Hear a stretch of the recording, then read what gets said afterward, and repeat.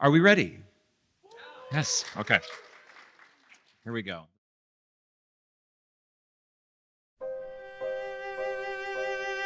All the way back in episode 8 of Witness Titanic, we called to testify Daniel Buckley to share with us his experience of surviving the sinking of the RMS Titanic as a third-class passenger.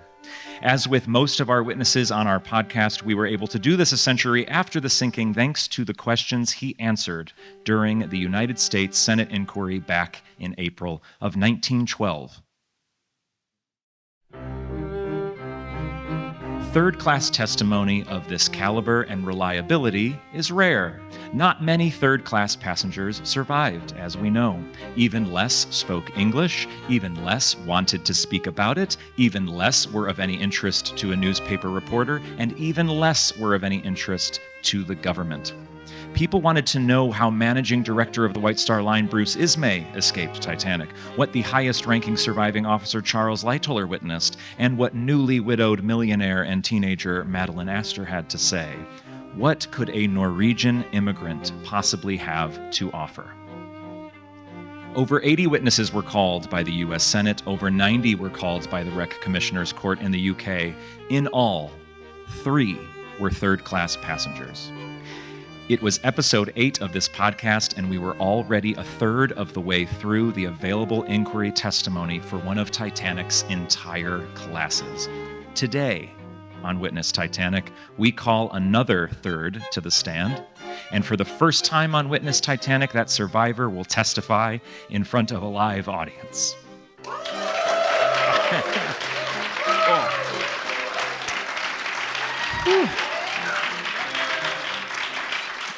Of course, I'm already crying.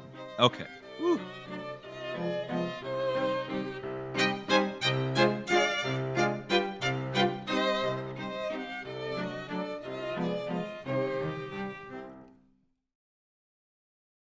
Folks, I come to you now from what was once the first-class lounge on board the legendary Cunarder, the RMS Queen Mary, in Long Beach, California. Sitting in front of me is a live audience of Titanic enthusiasts who came together this weekend to remember the great Titanic and her passengers and crew.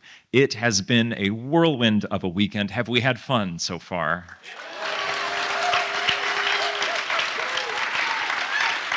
We have enjoyed incredible presentations. This is actually the 19th presentation of the weekend, by the way. I counted 19 presentations so far from incredible people like Ken Marshall, Don Lynch. The one I was most excited about, the actress who played Cora from Titanic was here. That was very cool. I was very starstruck. 8 other actors from the film were here. The largest ever gathering of the Titanic Honor and Glory team happened this weekend. That's really fun. And it may just be because this is the first. It is also the largest gathering of Witness Titanic listeners. Make some noise if you are one of those.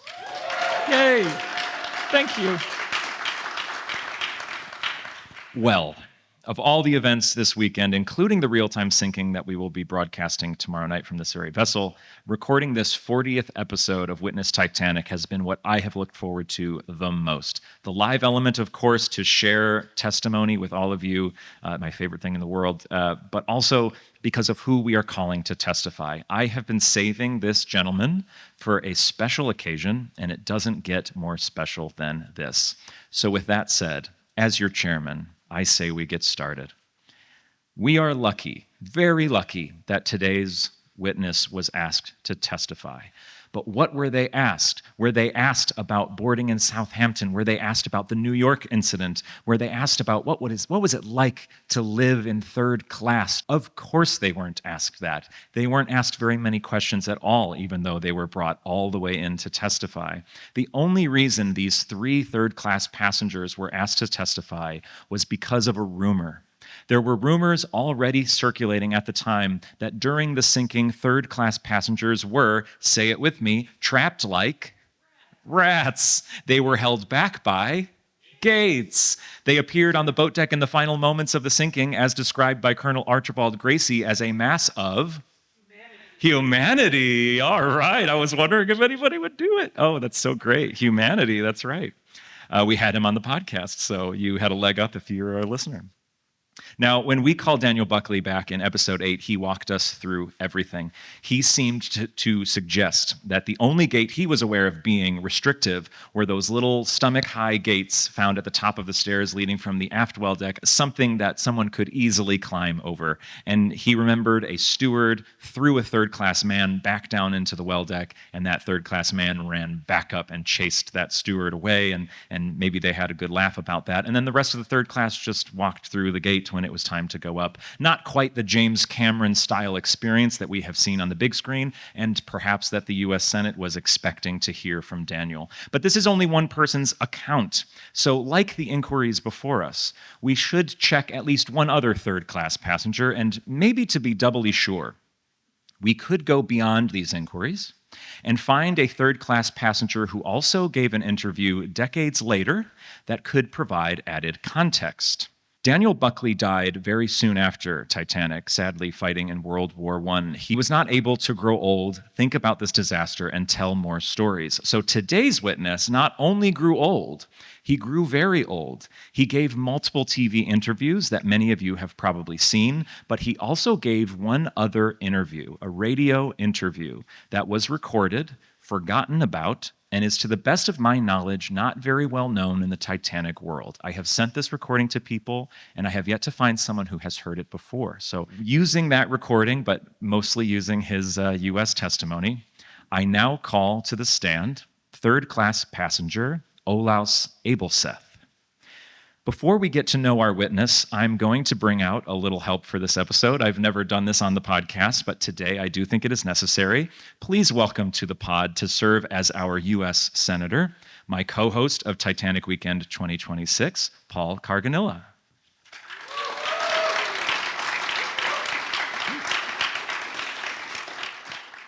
The reporter in the recording refers to Olaus as Oli, so I sometimes call him Oli. For Oli's testimony, Paul will be doing the questioning, and I will provide the voice of the witness. I do not do accents. He's Norwegian, but he has this like kind of sing-songy bounciness to his voice, which I will try to do because that's not so hard. As always, let's get to know our witness in his own words. How old are you? 26 years of age in June. Did you sail on the Titanic? Yes, From what port? from Southampton. Where had you been? I had been in Norway. I left here last fall. Where do you live now? My home is in South Dakota, where I have my homestead. So he's not just any Norwegian immigrant. He is somebody returning to the United States after having already immigrated to the United States. We don't hear about these immigrants too many times because stories are much more interested in those third-class passengers who are starting from scratch, who are going out on a limb. He already did that last fall, and now he had come home to visit family potentially, and he was coming across on his second trip. Now, as you'll hear in a bit, he's traveling with his brother-in-law and cousin. This is, of course, very common from the time of going back home and bringing more people with you to where you've already set up your base camp. Now, there's a third-class drawback to all testimony with them. They are really only here for that gates issue. They're here to answer those questions. They're not asked about Southampton or the New York incident. They're not asked about third-class life all that much. So we don't have anything from him for that. So we jump directly to the collision, which for some listeners of my podcast, this will be a relief because sometimes I get into the weeds on the most boring topics, talking about officer hours, the hours that they're on the bridge. I find it all that stuff so interesting. I love to humanize these people, but we don't have an opportunity to do that with his U.S. testimony. But perhaps with that 1970s recording, he talks a little bit more about himself. But we jump to the collision. I wish you would tell me when you first knew of this collision, and what you did, and where you were on the ship. I believe you were a steerage passenger? Yes, sir. In the forward part of the ship. Yes, I was in compartment G on the ship. Go ahead and just tell us what happened. I went to bed about 10 o'clock Sunday night, and I think it was about 15 minutes to 12 when I woke up. And there was another man in the same room, two of us in the same room, and he said to me, "What is that?" I said, "I don't know, but we had better get up." So we did get up and we put on our clothes, and we too went up on deck in the forward part of the ship. Then there was quite a lot of ice on the starboard part of the ship. They wanted us to go back down again, and I saw one of the officers, and I said to him, "Is there any danger?" He said no. I was not satisfied with that, however, so I went down and told my brother-in-law and my cousin, who were in the same compartment there, I told them about what was happening, and I said that we had better get up. Both of them got up, got dressed, and we took our overcoats and put them on. We did not take any life belts with us. There was no water on the deck at the time. We walked up to the hind part of the ship and got 2 Norwegian girls up. One was in my charge, just 16 years old. Her father had told me to take care of her until we got to Minneapolis. The 2 girls were in the same room in the hind part of the ship in the steerage. We all went up on deck and stayed there. So we have heard, in my opinion, the best part of anyone's Titanic testimony, that moment that will define their life forever. What were they doing at the moment of the collision? What were they doing? What did it feel like? What did it sound like? What was their reaction? What would my reaction have been? I absolutely adore that part of the testimony. But what's interesting about Olaus, about Oli, is he doesn't actually say what it sounded like or felt like. He just woke up and someone else asked him, "What was that?" Have you ever been asleep and woken up and not known why you woke up and you found out later something had happened? It's interesting. Would Oli had even left his room had his roommate not maybe still been awake and heard the noise or felt the feeling? It's very interesting. He also says he went on deck and talked to an officer. Now, we know every survivor says something about talking to an officer, but they don't know who an officer is and who isn't. It could have been a purser, could have been an engineer. Anybody in a uniform could have been an officer. But I'm bringing up a little theory, potentially. In the episode of Witness Titanic that I opened this season with, Third Officer Pittman wakes up and he goes down to the well deck to check out the ice. Now, he doesn't say that he talks to anybody, but wouldn't it be wild, Pittman, wouldn't it be wild if Third Officer Pittman and Olaus Abelseth had this conversation of, was there anything wrong? And Pittman says no, because Pittman doesn't know. And as if you listen to those episodes, he doesn't know for a very long time that something is quite wrong. But I find it fun to know that maybe these 2 people spoke, and we're making this connection right now in the first class lounge of a Cunard ship that hasn't even been built at this moment in history. I just love all the history around us for that. Also, he mentions chaperoning a young 16-year-old, getting her to Minneapolis for her father. We hear about this a lot more in first class. Archibald Gracie, he like is the, looking after these women. And they did it in third class too. It's just a very, very polite society where everyone's looking out for the women, which we like. Okay, good. So Olaus and party are on deck and patiently waiting. And by on deck, he's waiting on the well deck. And they see something strange. Olaus sees something strange, something that would be talked about for a century to come. We walked over to the port side of the ship, and there were 5 of us standing looking, and we thought we saw a light. On what deck were you standing? Not on the top deck, but on, I don't know what you call it, but it is the hind part where the sitting room is. And there's a kind of a little space in between where they go up on the deck. We were on the port side there, and I looked out at this light. I said to my brother-in-law, I can see it plain now. It must be a light. How far away was it? I could not say, but it did not seem to be very far. I thought I could see this mast light, the front mast light. That is what I thought I could see.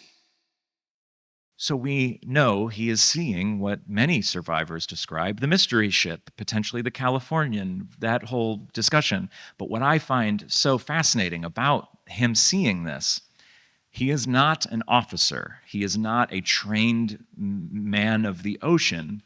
And he's also down on the well deck, not up on the boat deck. So he's a little bit lower than people on the boat deck.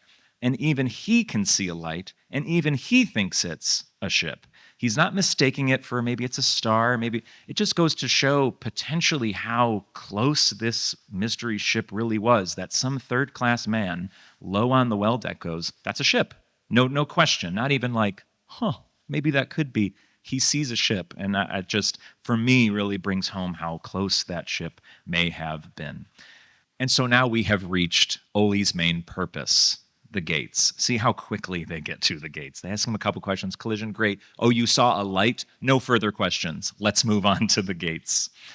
Now let's pretend you are all at the Senate inquiry. You're the gallery, you're the locals and the reporters hoping to hear something dramatic. And this is why you're here, to hear third-class passenger testimony. You want to hear about the gates, so you can write a nice dramatic article about it. Maybe he'll describe those floor-to-ceiling gates, and maybe it's really claustrophobic, and maybe people start fighting for spots in boats. Let's see what he actually has to say.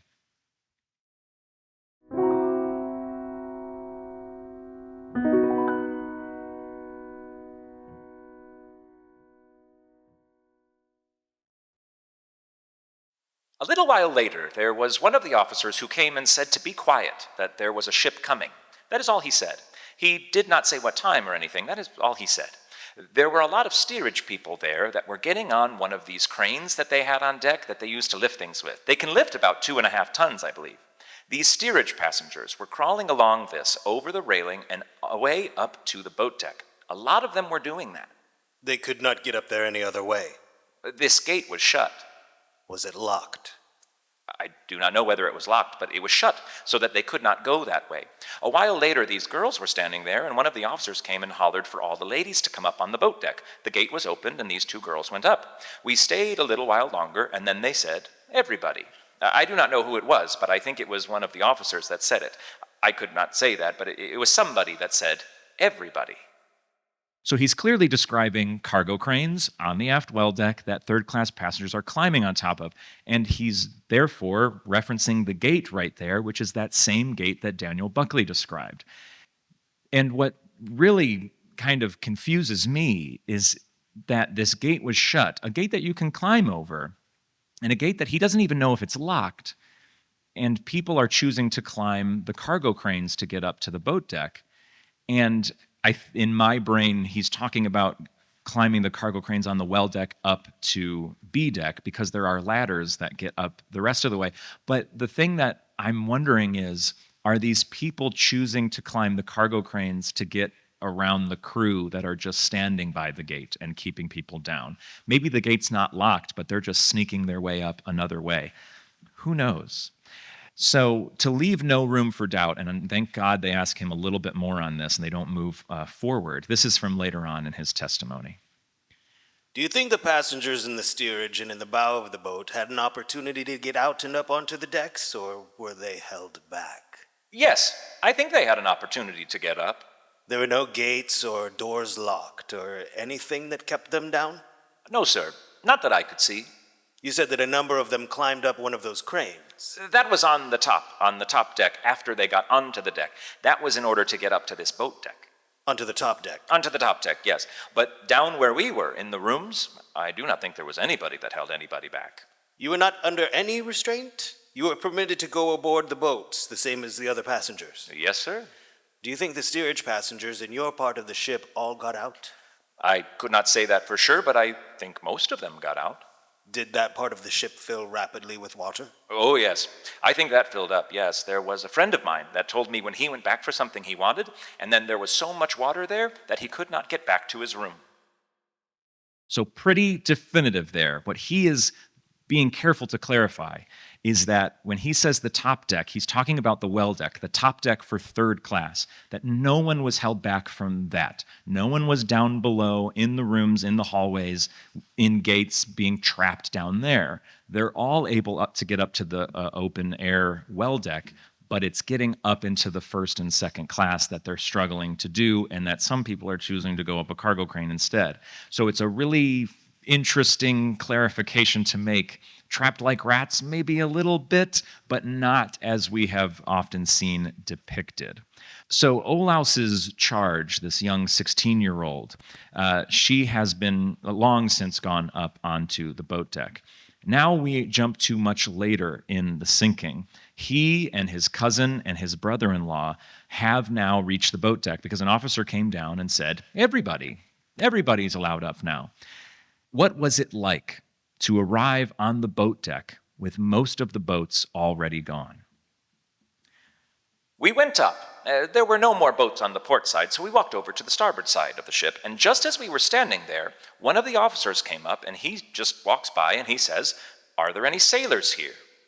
I did not say anything. I've been a fisherman for 6 years, and of course this officer walked right up to me and asked, "Are there any sailors here?" I would have gone, but my brother-in-law and my cousin said in the Norwegian language, because we were speaking Norwegian, "Let's stay here together."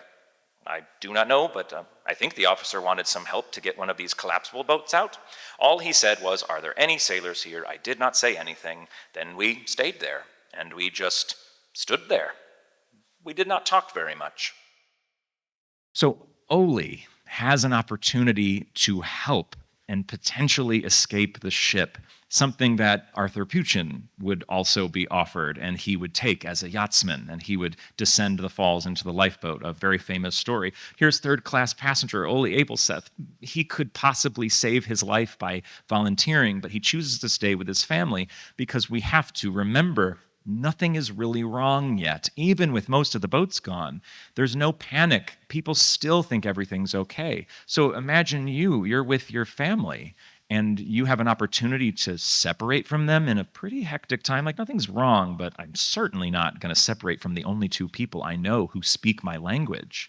I mean, not very many people speak Norwegian on board, and as Oli says in a different part of his testimony, not very many of his Norwegian folks spoke English, but he did. So he's okay, but he can't leave his two family members who don't speak English alone. So it makes sense that they choose to stay together. And something interesting is in the 1997 musical, if you know it, there's a character named Jim Farrell, a name stolen from Jim Farrell, who's actually on board, but it's more of a fictional character. He steps forward and says, "I'm a fisherman by trade," and he gets to go into a lifeboat. I don't know if it's inspired by this, but it's kind of interesting that Jim Farrell is a fisherman, and he takes the boat that Oli potentially did not. And so they wait, and they watch. Just a little ways from us, I saw there was an old couple standing there on the deck, and I heard this man say to the lady, "Go into the lifeboat and get saved." He put his hand on her shoulder, and I think he said, "Please, get into the lifeboat and get saved." She replied, "No, let me stay with you." I could not say who it was, but I saw that he was an old man. Of course, we all think, could this be the Strausses? Now, this is way later in the sinking. Probably not, unless the Strausses are still on the boat deck, still arguing about whether or not she should go. But this is the point there's a point in every Witness Titanic episode where I tell you, this is where we need to start taking things a little bit lightly. Did he really experience it this way? I sometimes get accused of calling every survivor a liar. I'm not calling him a liar. This is a human thing that we do. Did he see an older couple standing and staring into each other's eyes and discussing quietly what to do? He didn't actually hear what they said. He has no idea who they are. But it's been a month since the sinking when he says this to the Senate. Did he read in the newspaper about the Strausses and then go, "You know what? I think I saw them." And then a month goes by after he reads that newspaper article and goes, "I think I heard him say, yeah, you know what? We kind of create memories." I mean, I have so many memories that I think are just based off of home videos I've seen, and I don't actually have any memory from it. But we create these things and add in a little bit of trauma from a disaster, and you've got a bit of a murky water to get through. So he may have seen the Strausses, probably not. So it's starting to get late in the sinking. It really is time for Oli, his cousin, and his brother-in-law to make a plan. I asked my brother-in-law if he could swim, and he said no. I asked my cousin if he could swim, and he said no. So we could see the water coming up. The bow of the ship was going down, and there was kind of an explosion. We could hear the popping and the cracking, and the deck raised up, and it got so steep that the people could not stand on their feet on the deck. So they fell down and slid on the deck into the water right on the ship. Then we hung onto a rope on one of the davits. We were pretty far back at the top. My brother-in-law said to me, "We'd better jump off or the suction will take us down." I said, "No, we won't jump yet. We ain't got much show anyhow, so we might as well stay as long as we can." So he stated again, "We must jump off." But I said, "No, not yet." So then, it was only about 5 feet down to the water when we jumped off. It was not much of a jump. My brother-in-law took my hand just as we jumped off, and my cousin jumped at the same time. So when the hell is this? It's so interesting to read these very not thorough testimony and wonder, so Is that explosion he's describing the ship breaking in two? Are we already there? He says he's pretty far back at the top, so if the ship broke in two, wouldn't they feel it go down and go back up? This is the fun of this kind of project of reading testimony, is trying to piece together, what was that explosion? He heard splintering or cracking.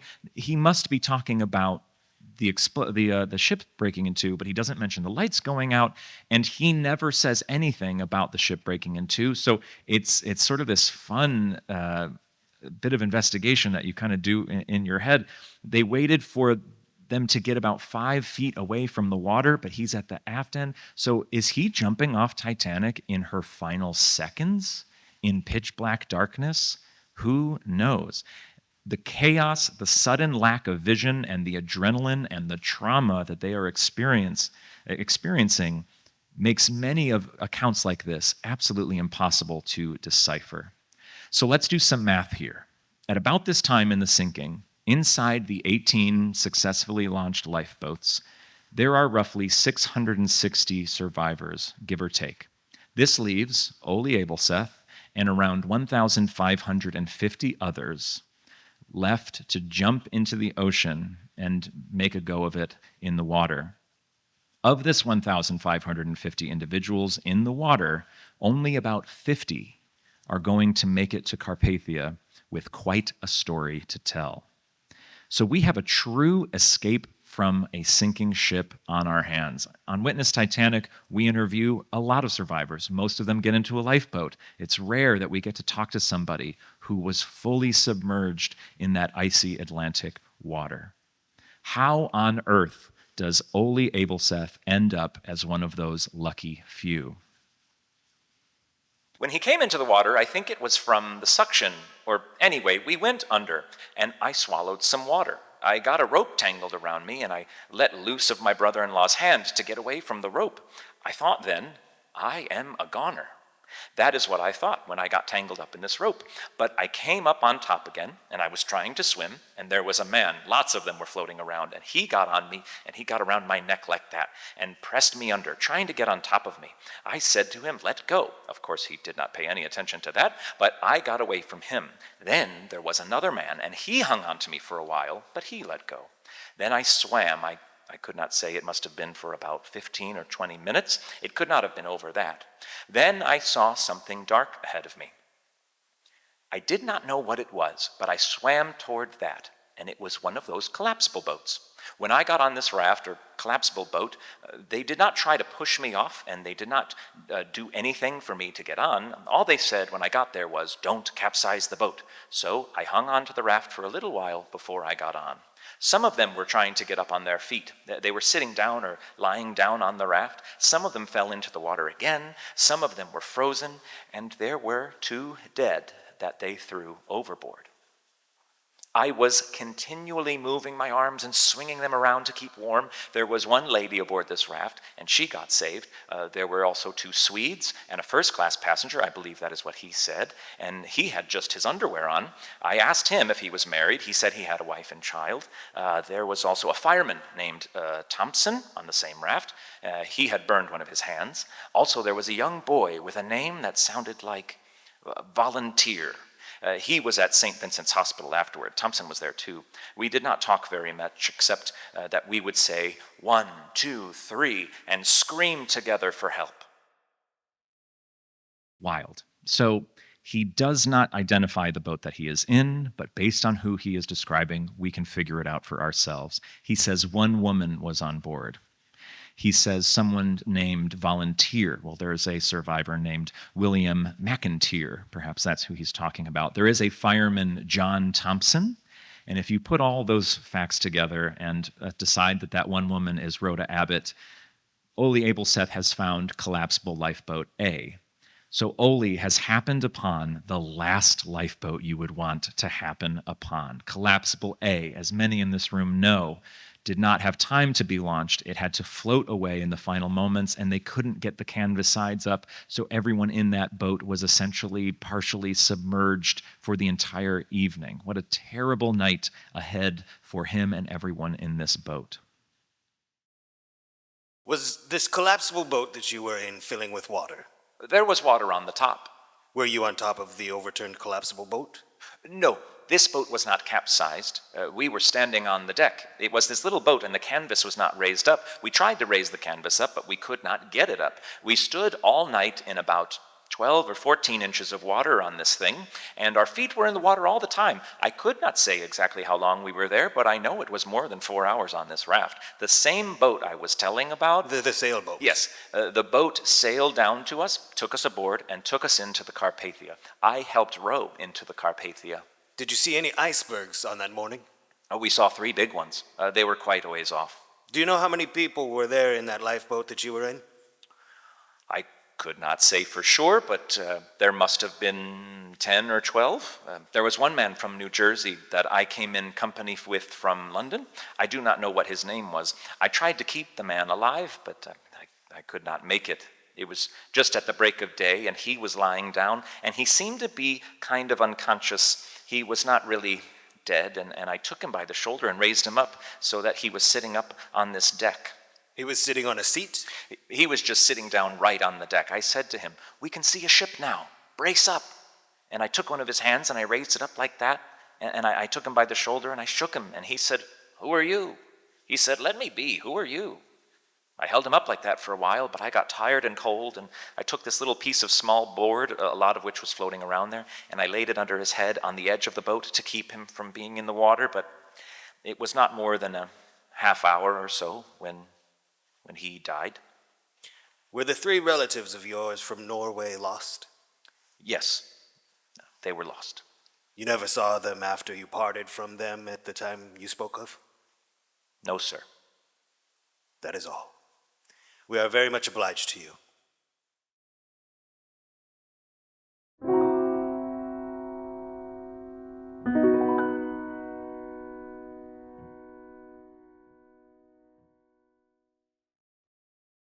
So Olaus Abelseth just endured a night that would define his life, and in all, he was asked 27 questions.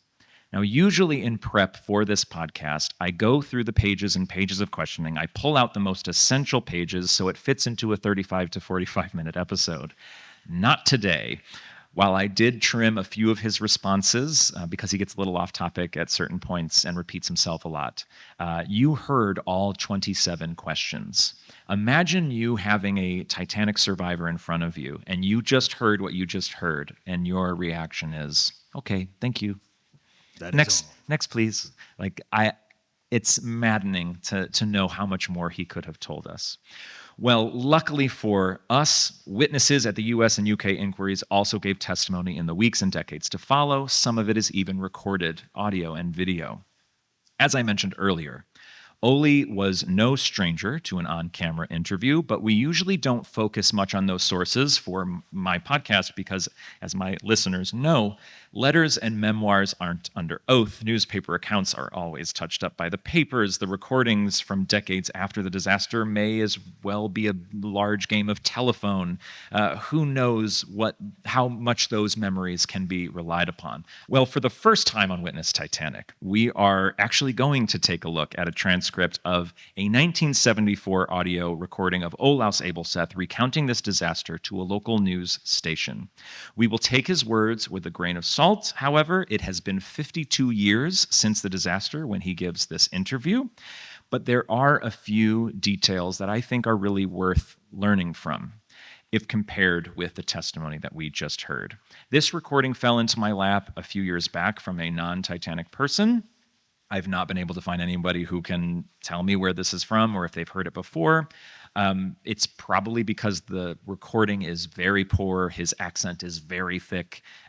It gets really weird in the second half. He gets very, very, I won't even get into it. He goes into some tirades about some other topics. So, he's a much older gentleman. So it's a very strange recording, but there are some, if you pull out the good stuff, which I have, we can learn a little bit from it. So first up, we know that Oli came to the U.S. before Titanic. Using this transcript, we can actually ask him why he went back to Norway. You were born in... I was born in Norway. When did you come over to this country then? 1903. That must have been a pretty big adventure for... Oh, never been out in the world. I didn't know a thing. As green as grass. When were you on Titanic? Was that one of your trips back? Yeah, I had been here for 9 years, you see, in this country, and I thought it was nice to go home and visit my folks. So he was back in Norway just to visit his parents. That's that humanizing factor that I need from this testimony that the U.S. inquiry doesn't allow him. Now, unlike the inquiries, this recording gives us a little bit more about this guy and his companions. And in memory of those people, brother-in-law and cousin, we know so little about so many third-class passengers. For many of them, all we have is a birth certificate and a death certificate, nothing in between. It's like seeing a headstone in a graveyard and seeing a date and a date. The dash is the most important part, and we have nothing for that. But we get to hear a little bit about them in this recording.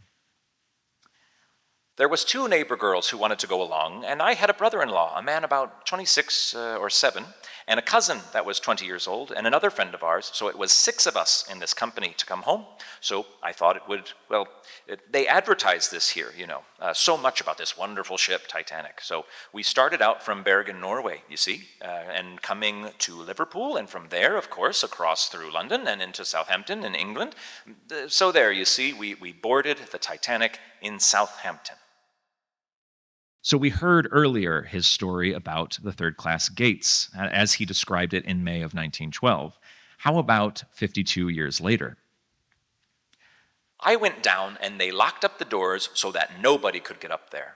Well, I was standing at the back part of the ship on the main there, you see, because they locked the door and they couldn't get up to the top, you see. Interesting. It's like a little more serious. He says door instead of gate. Interesting. And he says they were locked. In his testimony, he told us 52 years before, he said he wasn't sure. So it just goes to show the little details that change as the years go by. And something that's interesting about this 1974 recording, it sounds like a Titanic documentary. He's clearly been watching a lot and reading a lot about the disaster that he was in. He has a lot of memories in this recording that he did not say at the testimony, and it's things like, boilers exploding. And I don't think he touches on the coal fire, but he might as well have. That's how it sounds. You wouldn't be surprised if he says, oh, and there was a coal fire that sank the Titanic. He sounds like one of those clickbait articles that we all hate because he's been reading so much about it. So it just goes to show how we really can't take this too seriously. And I want to clarify, I don't in any way think any less of him for this. This is human nature. He was a victim of a tragedy. He endured trauma. How he processes that trauma, how he makes it better for himself by reading newspaper articles and watching documentaries and going, yeah, that's right. White Star Line did go too fast. If that's how he gets through his life, carrying this pain around with him, whatever he needs to do, I have no problem with that, but we will keep it in mind. So let's ask Ole about those terrifying final minutes. He wasn't asked and never says in his inquiry testimony if the ship broke in 2. It's surprising because almost everybody was asked that. Just goes to show how much they valued a third-class passenger's opinion back in 1912. But he is asked in 1974. Someone said it busted up a little. No, it just went down at the bow, you see. And as the bow went down, the back went up, and there wasn't an awful lot of, some says there was panic and all this here, but the people, it seems like that it took a little while before they could really realize what they were in. But it didn't occur to me in any way that I was going to die. I don't know why, but the one thing I didn't think, that the water was that cold. That's one thing. I'm no expert swimmer, but I thought I could swim enough to keep afloat, for quite a while. I figured that this ship that you see, the Californian, would be there pretty quick because it was only a few miles. I could see the top line, so I thought I could swim. But I was wrong on that. So the ship sank intact in his memory, as many survivors believed.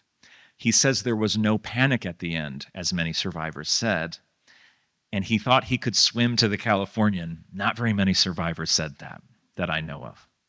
So my second favorite part of this testimony, he gets to talk about the Carpathia, something that almost no one gets asked about. Once they get to the Carpathia, the Senate doesn't care.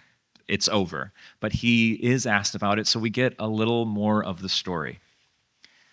They took us down to the dining room and they gave us a glass of brandy and coffee, but I was all soaking wet, you see, and I had these clothes on. I couldn't lay down. I slept on the floor, I guess, because it was so crowded. It took us 3 days to get to New York. Well, they had to go through because it was all foggy all the time. And when we got into New York, you see, of course, the people there, they were wild, you know. They had mounted police and a mob there when you come up.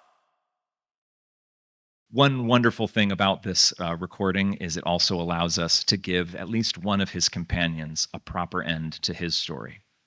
This would be something he wouldn't know at the testimony in 1912, but he does know many years later.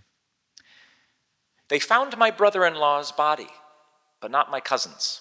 They never found it. But my brother-in-law was shipped back to Norway. So to wrap up this fascinating passenger story, this is my favorite part of this recording. When I heard this for the first time, I was like dumbfounded by this. Ole tells this reporter that he had a warning before going on, a premonition. Boy, didn't everybody. Lots of survivors later claimed that they had, I had a dream, you know. And so Ole has this as well. And usually on this podcast, I would poo-poo that and say, we're not going to care about it, but we're going to have a little fun today because we're live on the Queen Mary. So we're going to pretend that this is very, very true. And it very well could be. It has some detail to it. So I'm actually more leaning towards he really did have this premonition. It's very unique. I've not heard other survivors describe this sort of thing. This is Ole Abelseth explaining that the original reason for coming home to Norway wasn't just to visit his folks. He meant to bring his folks with him and his brother-in-law and his cousin to the States. But something changed his mind. So I thought I would build my house on the farm here, my homestead, and then I'd go home and take my folks home, my father and my mother. I don't know how long, but many months before that, in the summer, and I was kind of laying in a stupor. I wasn't awake or in a dream, and I could see this here, you know. I could see my brother-in-law, you see, coming down to meet me. I could see the people just as plain as exactly what had happened and how they were grabbing for one another in the water. But I couldn't see no ship and I couldn't hear no voice. Well, I thought, well, this is just a dream. Next night, the same thing. And it kept on night after night after night after night. I don't know, it must have been close to 2 weeks. And well, it kept on so long that I thought it must be a warning. So I made my mind up, whatever I do, I won't take my folks, because I'm probably doing the wrong thing. Because to move an old tree and get them there, that is wrong. It's a warning to me. And after that, then, it quits there. But I had this warning. As soon as you decided you wouldn't bring your folks back, the dream stopped? The dream stopped, yeah. But it kept on, you see, kept on. You could see it. You see, you know, it happened just exactly like I saw it in this dream. You believe in dreams now, Ole? Oh, no, I don't.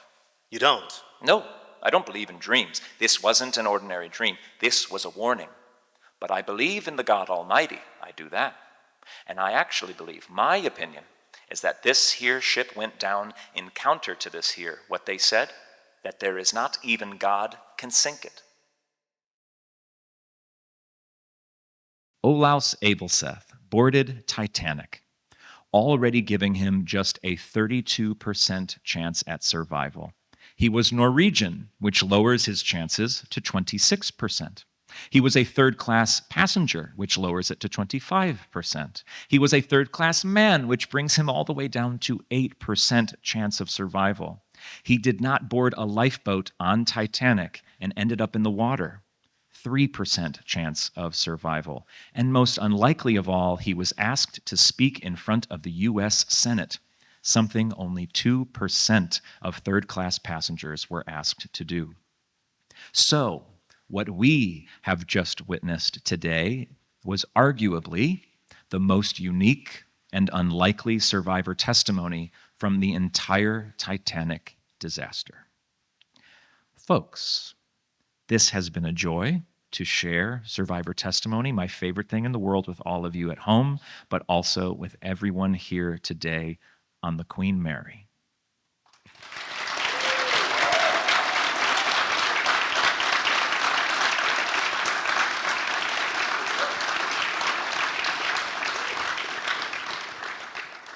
And to all my patrons who flew out here, would you please make a little noise as well?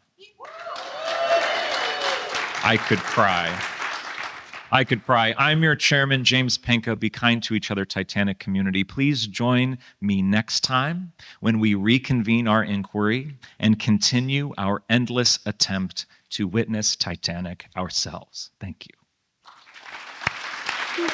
Thank you so much. Yeah, thanks for having me. Paul, everybody.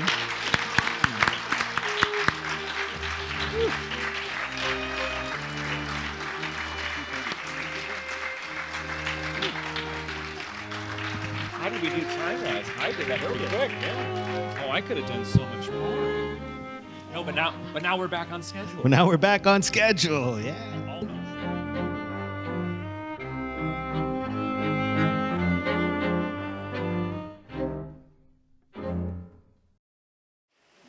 And it is recording, yes? Yeah, but I'll double check.